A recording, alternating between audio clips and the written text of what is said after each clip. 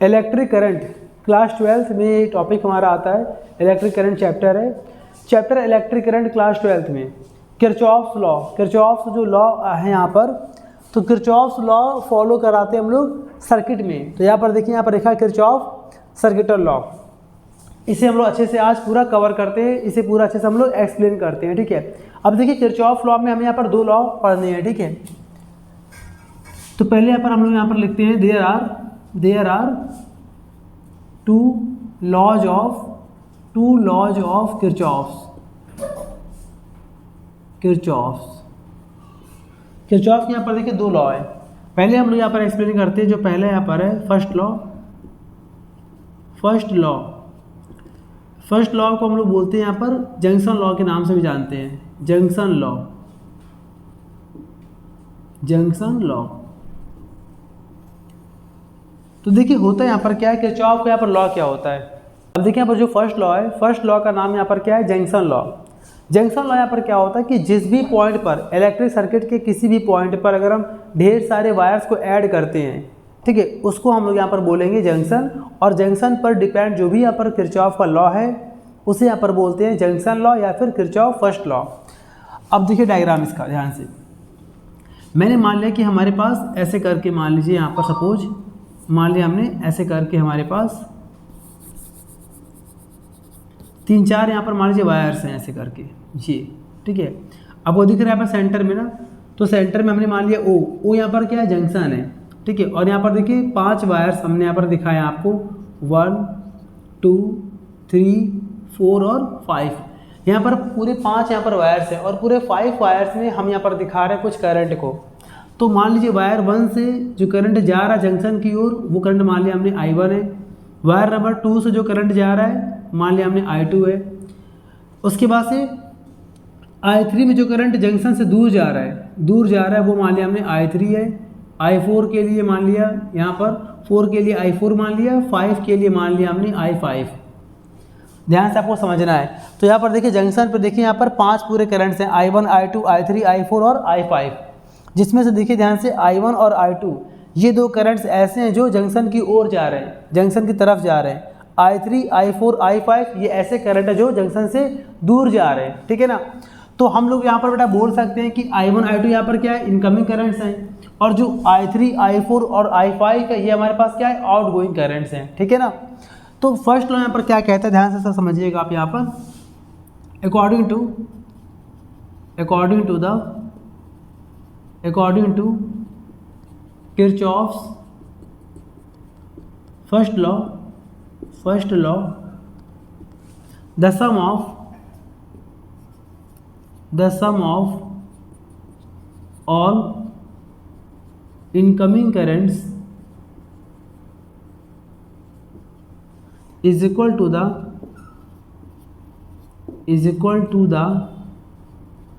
sum of all outgoing currents at any junction। किसी भी junction में जितने भी इनकमिंग करंट्स हैं उनको अगर जोड़ दें, उनका सम उस जंक्शन से जो भी करंट दूर जा रहे हैं I3 I4 I5 that is outgoing currents, उनके सम के बराबर होता है, ठीक है ना। उनके सम के यहाँ पर बराबर होता है। तो बेटा हमने यहाँ पर मान लिया, अगर हमने यहाँ पर दिखा दिया आपको जो यहाँ पर लॉ मैंने यहाँ लिखा है इसके अकॉर्डिंग, तो लिख देंगे यहाँ पर क्या हम लोग, सम ऑफ ऑल, एक तरफ यहाँ पर होगा sum of all incoming currents is equal to, और एक तरफ होगा यहाँ पर क्या, sum of all outgoing currents, ठीक है। अब देखिए यहाँ पर इनकमिंग करंट्स का सम करना है। तो देखिए I1 और I2 ये दोनों यहाँ पर क्या इनकमिंग करंट्स है, क्यों, क्योंकि I1 और I2 जंक्शन की ओर जा रहे हैं। तो यहाँ पर कर देंगे हम लोग I1 plus I2 is equal to sum of all outgoing currents. तो आउटगोइंग में I3 है, I4 है, I5 है, तो इनको एक तरफ ऐड कर देंगे तो आ जाएगा I3 plus I4 plus I5, ठीक है। अब यहाँ पर क्या हो जाएगा हमारे पास I1 प्लस I2। अब देखिए एक तो हमारा यहाँ तक हो चुका है, और चाहें तो इसको हम थोड़ा सा और एक्सप्लेन कर देंगे, और ये एक्सप्लेन करना आपके लिए और बेटर होगा, बोर्ड एग्जाम के लिए और बेटर होगा अगर आप इसके आगे करते हैं अलजेब्रिक सम के फॉर्म में। ये क्या होता है ध्यान दीजिएगा, यहाँ पर देखिए I3 I4 I5 ये तीनों के तीनों यहाँ पर नंबर प्लस में है, इसको हम ट्रांसपोज करके लाएंगे LHS में तो ये हो जाएंगे माइनस में, ठीक है। तो हमारे पास आ जाएगा -I3 -I4 और -I5 इज इक्वल टू 0। अब ध्यान दीजिएगा, अब यहाँ पर हम इसको अरेंज कर रहे हैं कैसे, I1 प्लस I2 प्लस, अब देखिए I3 में यहाँ पर माइनस लगा है, ध्यान से सुनिएगा, I3 में यहाँ पर माइनस लगा हुआ है, और इस माइनस को हम यहाँ पर कैसे कर रहे हैं यूज, हम माइनस को बोल सकते हैं plus minus, plus into minus minus होता है, तो ये सारे के सारे माइनस को हम प्लस और माइनस करके लिखने जा रहे हैं, कैसे ध्यान दीजिएगा। तो यहाँ पे हमारे पास आ जाएगा कितना, माइनस का I3, ठीक है, यहाँ पर आ जाएगा प्लस माइनस का I4 प्लस माइनस का I5 इज इक्वल टू 0। अब देखिए ध्यान से हमारे पास ये आ चुका है, और इस पूरे को बेटा हम लोग इस पूरे को बोल सकते हैं कि यहाँ पर करंट्स का सम हुआ है, मतलब कहने का लास्ट में देखिए I1 I2 I3 I4 I5 इन सबको हमने प्लस किया है, लेकिन प्लस करने के साथ साथ हमने कुछ जगह पर माइनस भी दिखाया है। इस तरह के सम को हम लोग बोलते हैं अलजेब्रिक सम, ठीक है। और सारे के सारे करंट्स का अलजेब्रिक सम कितना आ रहा है, 0 आ रहा है।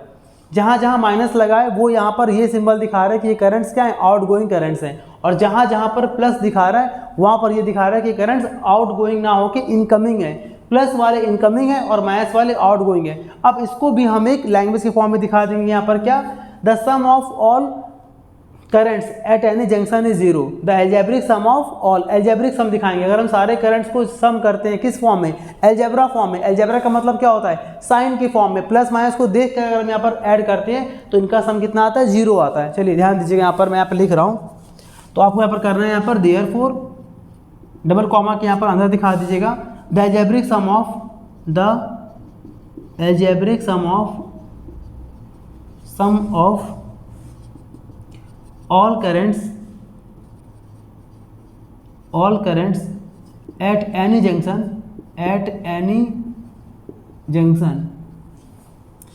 is 0। क्या होता है, 0 होता है, ठीक है ना। तो इस तरह से अगर आप एक्सप्लेन करते हैं तो किरचॉफ का फर्स्ट लॉ यहाँ पर एक्सप्लेन हो जाता है, ठीक है। अब इसके बाद बेटा हम पढ़ते हैं यहाँ पर सेकंड लॉ, ठीक है ना, किरचॉफ का सेकंड लॉ जिसे बोलते हैं हम लोग लूप लॉ। चलिए अब देखिए यहाँ पर ध्यान से, किरचॉफ का सेकंड लॉ यहाँ पर क्या होता है, किरचॉफ का सेकंड लॉ ध्यान से आपको समझना है। सेकंड लॉ को हम लोग बोलते हैं लूप लॉ भी कहते हैं, ठीक है। तो किरचॉफ के फर्स्ट लॉ को आपने अच्छे से समझ लिया, किरचॉफ का फर्स्ट लॉ का एक और नाम है जंक्शन लॉ। अब हम यहाँ पर देख रहे हैं किरचॉफ के सेकंड लॉ को। सबसे पहले हम यहाँ पर देखते हैं किरचॉफ के सेकंड लॉ के डायग्राम को, ध्यान से समझिएगा आप जरा। मान लीजिए सपोज हमारे पास एक सर्किट कुछ इस तरह से दे रखा है, कुछ हमें ऐसे यहाँ पर मान लीजिए सर्किट दे रखा है, ध्यान से समझिएगा। ये पूरा मान लीजिए यहाँ पर दे रखा सर्किट, ये हमारे पास दे रखा सर्किट, ठीक है ना, ऐसे करके, और ये दो पार्ट में डिवाइड सर्किट है ऐसे करके। अगर ये दो पार्ट में डिवाइड है तो हम यहाँ पर बोल सकते हैं कि यहाँ पर दो लूप है। लूप का मतलब क्या होता है बेटा, लूप का मतलब होता है क्लोज सर्किट, जो पूरी तरह से बंद होता है उसे यहाँ पर बोलते हैं हम लोग क्लोज सर्किट को बोलते हैं लूप। तो यहाँ पर एक लूप और यहाँ पर दूसरा, ठीक है, दो यहाँ पर हमारे पास लूप हैं। अब हम यहाँ पर दोनों में ऐड कर रहे हैं सेल को, तो मान लिया हमने यहाँ पर कुछ ऐसे यहाँ पर सेल को ऐड कर लिया, ये हमारे पास एक सेल है, प्लस और माइनस यहाँ भी लगाया हमने एक।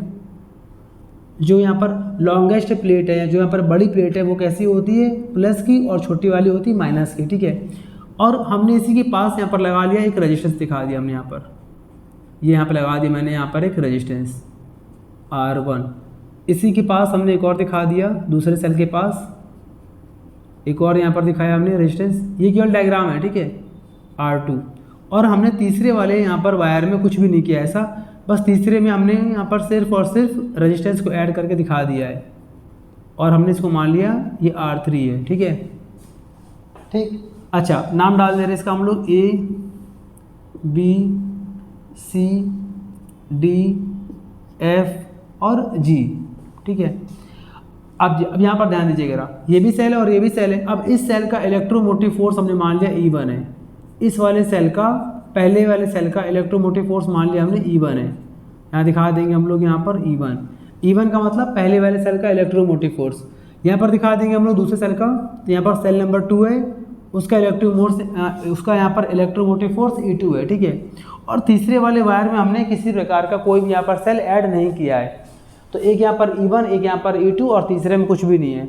ये आपको दिख रहा है कि E1 के पास यहाँ पर एक डायरेक्शन दिखा रहे हैं। ये हमारे पास क्या है, किसी भी सेल का इलेक्ट्रोमोटिव फोर्स जो होता है वो एक वेक्टर फॉर्म में होता है, जिसकी डायरेक्शन हमेशा माइनस से प्लस की ओर होती है। यहाँ पर देखिए माइनस से प्लस की ओर आपको दिख रहा है E1। सेल नंबर 2 की बात करते हैं, यहाँ पे आपको दिख रहा है डायरेक्शन E2 की डायरेक्शन यहाँ पर क्या है, माइनस से प्लस की तरफ है, ठीक है। अब इसके बाद मान लिया हमने कि जो सेल हमारा पहला सेल है जिसका इलेक्ट्रोमोटिव फोर्स E1 है, उस वाले सेल से जो करंट निकल रहा है वो हमने मान लिया I1 है, ठीक है। इसी तरह सिमिलरली सेल नंबर 2 से जो करंट निकल रहा है वो हमने मान लिया यहाँ पर I2 है, ठीक है। अब ध्यान दीजिएगा, जैसे ही बी के माइनस वाले से प्लस की तरफ बी से ए की ओर जो भी यहाँ पर करंट फ्लो हो रहा है I1 यहाँ पर फ्लो होते होते डी तक आएगा, और ऐसे ही यहाँ पर E2 वाले सेल से भी I2 करंट फ्लो होते होते डी पर आएगा। जैसे यहाँ पर डी पर आएगा तो ये I1 और यहाँ पर I2 दोनों यहाँ पर आपस में ऐड हो गए, और ऐड होकर यहाँ पर बन गया हमारे पास करंट I1 प्लस I2। ये करंट फ्लो हो रहा है नीचे की तरफ, यहाँ से आया I1, यहाँ से आया I2, यहाँ पर ये करंट फ्लो हो रहा है। इस करंट को हमने यहाँ पर दिखा दिया I1 प्लस I2, ठीक है। तो यहाँ पर पूरा इस करंट को बेटा हम यहाँ पर दिखा दे रहे हैं, ठीक है। तो ये पूरा यहाँ पर यानी कि R3 का मतलब तीसरे वाले रेजिस्टेंस में जो करंट फ्लो हो रहा है उसका अमाउंट है I1 प्लस I2। तो ये हमारा पूरा बन चुका है सर्किट डायग्राम सेकेंड लॉ का, ठीक है ना। अब इसको देखिए सेकेंड लॉ का यहाँ पर स्टेटमेंट क्या है, लिखते हैं यहाँ पर क्या और प्रूफ कैसे करते हैं, थोड़ा ध्यान दीजिएगा। सबसे पहले यहाँ पर हम एक्सप्लेन करते हैं इसके स्टेटमेंट को, ऐसे यहाँ पर कर देंगे according to the Kirchhoff's second law, double comma के अंदर यहाँ पर कर देंगे द प्रोडक्ट ऑफ, ऐसे कर दीजिए यहाँ पर the sum of the algebraic sum of the product of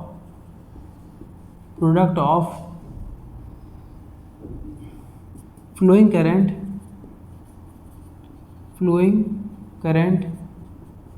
to the corresponding resistance,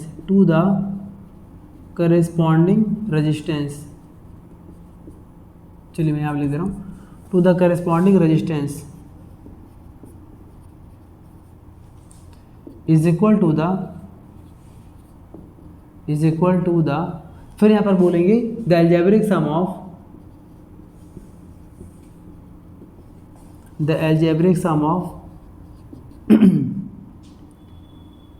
electromotive force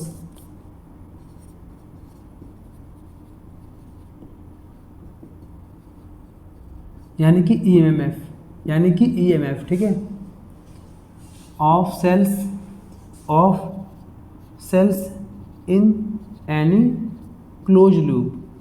ये आपको बात बहुत ध्यान से समझना है कि किसी क्लोज लूप में ही आपको ये अप्लाई करना है। अब देखिए जो मैंने यहाँ पर लिखा है बहुत ध्यान से आपको समझना है। अगर ये आपको समझ में आ जाएगा तो सेकेंड लॉ को आप अच्छे से आगे ड्राइव कर पाएंगे, और बहुत ही आसान है, बेहद यहाँ पर आसान है। चलिए ध्यान देते हैं यहाँ पर क्या बोला गया है, the algebraic sum of the product of flowing current to the corresponding resistance, मतलब कि आपको यहाँ पर सम करना है किसी भी लूप में, फॉर यानी क्लोज लूप। मान ले सपोज हमारे पास लूप नंबर 1 और यहाँ पर लूप नंबर यहाँ पर 2 है, ठीक है ना, दो हमारे पास यहाँ पर लूप है, loop number 1 loop number 2।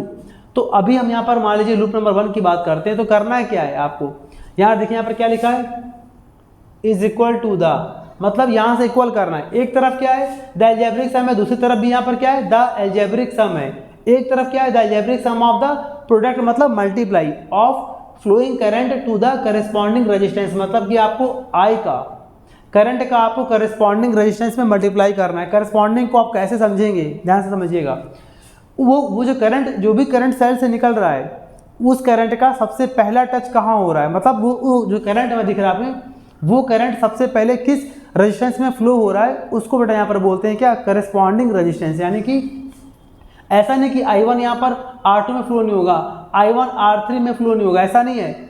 I1 यहाँ पर हर जगह फ्लो होगा, हर एक वायर में कहीं ना कहीं फ्लो होगा, लेकिन I1 का जो पहला टच है वो जाएगा R1 में, इस कारण से I1 का करस्पॉन्डिंग R1 होगा, I2 का करस्पॉन्डिंग R2 होगा और I1 प्लस I2 इस वाले करंट का करस्पॉन्डिंग R3 होगा।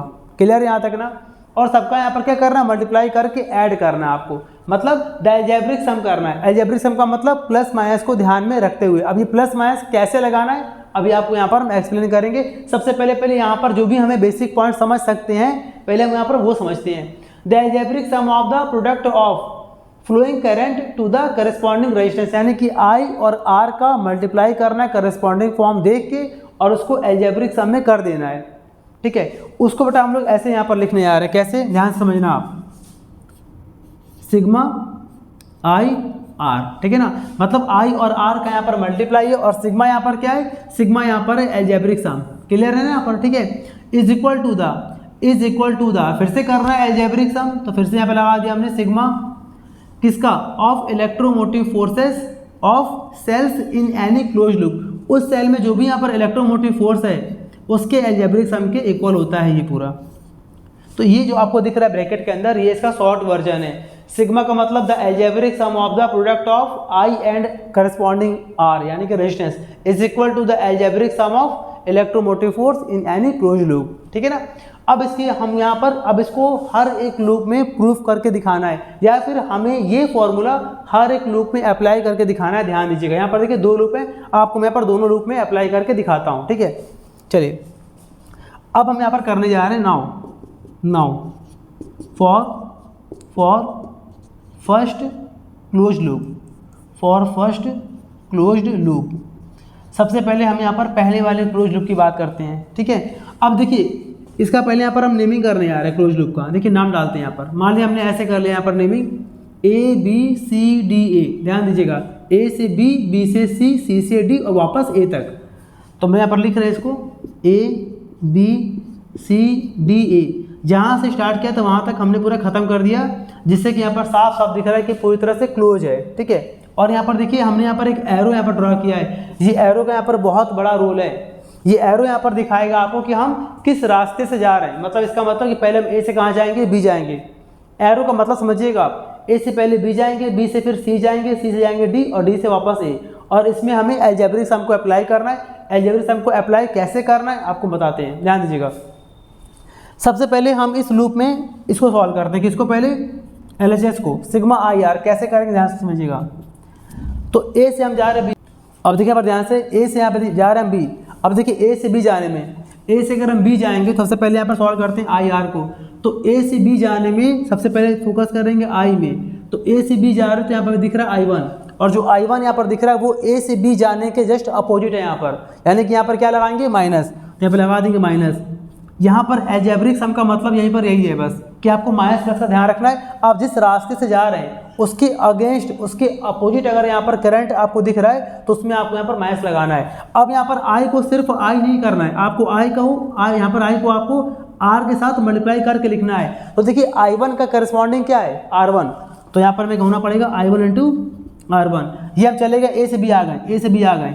अब देखिए ध्यान से B के बाद C, तो B से C में आपको कोई भी करंट नहीं दिख रहा है, तो B से यहाँ पर C में छोड़ देंगे हम लोग। ठीक है ना, फिर C तक आ गए। C से D, तो C से जब जाएंगे D पर तो C से D जाने पर आपको I2 दिख रहा है और I2 की डायरेक्शन C से D के ही अलॉन्ग है। मतलब C से D जा रहे हैं हम लोग, I2 भी C से D जा रहा है, यानी कि ये हमारे अकॉर्डिंग चल रहा है। तो यहाँ पर क्या लगा देंगे, प्लस। तो यहाँ पर आ गया प्लस, ठीक है ना, I2 आ गया। और I2 का करस्पॉन्डिंग क्या है यहाँ पर, R2, यानी कि IR का मतलब I को सिंगल नहीं लिखना, आपको R से इंटू करना है। ठीक है, अच्छा और देखते हैं यहाँ पर हम D से A, तो D से A में कोई भी करंट हमें यहाँ पर नहीं दिख रहा है या फिर कोई भी यहाँ पर रेजिस्टेंस हमें नहीं दिख रहा है। हमें वहाँ पर फोकस करना है जहाँ पर रेजिस्टेंस भी हो और करंट भी हो। तो यहाँ पर हम A तक वापस आ गए। ये पूरा हमारा सवाल हो गया LHS। ठीक है, इज इक्वल टू लगा देंगे। अब यहाँ पर देखेंगे हम लोग इसको RHS को, राइट हैंड साइड को सेम वैसे ही करेंगे। फिर से यहाँ पर हम चेक करेंगे A से B, ध्यान समझिएगा आप। तो A से B में अब आपको ध्यान देना है सिर्फ E को। E का मतलब electromotive force of a cell. तो A से B में जाएंगे, तो A से B जाएंगे जब हम लोग ऐसे जाएंगे ना पूरा ऐसे करके, तो यहाँ पर देखिए E1 हमारे अगेंस्ट है, E1 हमारा उल्टा आ रहा है। तो यहाँ पर क्या लगा देंगे, माइनस का E1। उसके बाद B से C, तो B से C में कुछ भी कोई भी यहाँ पर आपको सेल दिख रहा है, जहाँ पर सेल नहीं होगा वहाँ पर इलेक्ट्रोमोटिव फोर्स नहीं होगा। अब यहाँ पर हम जाएंगे सी से आ रहा है डी, सी से जब हम डी पर आएंगे तो सी से डी आने में E2 सी से डी आ रहा है, यानी कि हमारे अकॉर्डिंग आ रहा है, तो हम यहाँ पर लगा देंगे प्लस E2। और डी से ए में कोई भी सेल नहीं है, ये हमारा पूरा अप्लाई हो गया पहले वाले लूप के लिए। क्लियर यहाँ पर ना। ऐसे यहाँ पर देखिए ध्यान से, एक और मैं कर दे रहा हूँ फॉर सेकेंड लूप, ध्यान से समझिएगा इसको, फॉर सेकेंड लूप। अब देखिए यहाँ पर सेकंड लूप यहाँ पर क्या है, देखिए सेकंड लूप को यहाँ पर नेमिंग करते हैं। पहले सबसे पहला काम यहाँ पर था नेमिंग करते हैं, ठीक है हम लोग। तो डी से जा रहे सी, ऐसे डी सी जी एफ और डी, ये पूरा हमारा हो गया। और यहाँ पर हमने ड्रॉ कर दिया डायरेक्शन को, ठीक है ना। अब ध्यान दीजिएगा, फिर से हम यहाँ पर अप्लाई करेंगे पहले LHS को, फिर RHS को। LHS में क्या करेंगे, आई का R से इंटू करके लिखना है। चलिए अब देखिए ध्यान से, यहाँ पर सेकंड लूप की बात करते हैं। यहाँ पर हम तो डी से सी जाएंगे, डी से जब जाएंगे ना सी पर, तो I2 हमारे अपोजिट आ रहा है, I2 हमारा उल्टा आ रहा है, तो हम यहाँ पर क्या करना पड़ेगा, माइनस का I2 और I2 का इंटू करेंगे R2 में। केवल आपको I या R नहीं लिखना है, आपको I को R के साथ मल्टीप्लाई करके लिखना है, कंडीशन ये है, ठीक है। डी से सी पहुँच गए, सी से सी से जी में कुछ भी ऐसा हमें R देखने को नहीं मिल रहा है, आगे बढ़ जाएंगे। अब जाएंगे यहाँ पर G से F में, तो G से F जाएंगे तो आपको दिख रहा है I1 प्लस I2।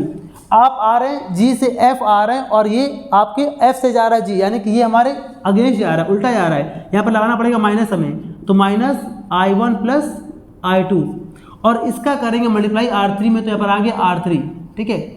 उसके बाद से वापस पहुँच जाएंगे F से D, और F से D में कोई भी आपको यहाँ पर R देखने को नहीं मिल रहा है, स्टॉप कर देंगे, ठीक है। ये पूरा हमारा सॉल्व हो गया। LHS इज इक्वल टू लगा लेंगे। उसके बाद यहाँ पर लिखा गया सिग्मा ई, फिर से चेक करेंगे ई को, तो डी से सी में हम चेक कर रहे हैं ई को, इलेक्ट्रोमोटिव फोर्स को। तो देखिए यहाँ ध्यान से, यहाँ पर डी से सी में आपको देखने को मिल रहा है E2, लेकिन E2 हमारे अगेंस्ट है, हम जा रहे हैं डी से सी, वो हमारे उल्टा आ रहा है, तो यहाँ पर लगा देंगे माइनस का E2। उसके बाद सी से जी पर कोई सेल नहीं दिख रहा है, जी से एफ पर भी कोई सेल नहीं है, और एफ से वापस डी पर भी कोई सेल नहीं है, मतलब यहाँ पर यही हमारा आंसर आ रहा है, ठीक है। इस तरह से आपको जितने भी न्यूमेरिकल्स हैं वहाँ पे आपको अप्लाई करना, और सारे आंसर आपकी किरचॉफ की सेकंड लॉ के अकॉर्डिंग आ जाएंगे, ठीक है। इसे प्रॉपर रिवाइज कर लीजिए, फिर आपको मिलते हैं अपने नेक्स्ट वीडियो में। Thank you.